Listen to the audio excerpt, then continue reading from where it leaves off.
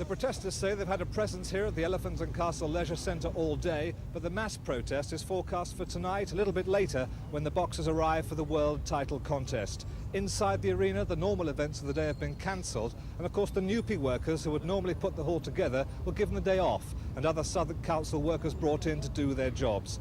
With me here is Chris Humphries, the NUPE spokesman. Chris, the fight tonight goes on. Is there any point to this protest? Yes, and the fight outside goes on against racism, against apartheid, and it will go on the rest of the night. And whilst we're being disappointed that the council has allowed it to go ahead, nonetheless NUPE members have taken a tremendous stand today. The council has offered to pay them. They've offered to make a contribution to anti-apartheid tonight. Well, also on this protest line is Anne Matthews, the Southwark Council leader. And what is going to happen when the boxers arrive? As with any picket, we will be trying to persuade those entering the venue not to enter, to voice their opposition to apartheid and not to agree to watch the match. But surely it's going to go on regardless. We are here as a sign of both certain individual councillors' opposition to apartheid and the trade union as organised workers' opposition to apartheid. We're here with anti-apartheid itself. We will express our views and hope that others will agree with them. Well, the boxers themselves are due to arrive here in about an hour's time, but at their earlier public appearance today, things went very quietly.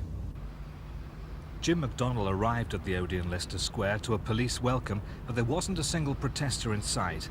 Inside, both boxers looked fit and relaxed for what promises to be a good close fight. McDONNELL weighed in right on the super featherweight limit of 9 stone 4. The champion, Brian Mitchell, scaled 9 stone 3 3/4 pounds. McDONNELL says he's a boxer and he'll ignore everything else. I've got tunnel vision and I haven't read no papers, I haven't listened to nothing for the last few weeks. I haven't been out of my house for over 10 weeks.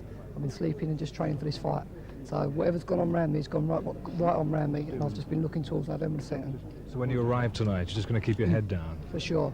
I've just got one thing on my mind, that's the ring. We had a South African on the last show we had at the Wembley Conference Centre, a white South African, and no one said a word.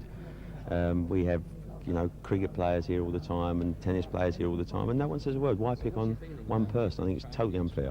Well, the temperature here outside the Elephant and Castle, as you hear, is beginning to hot up, but the weather, Richard Edgar, is really quite cold.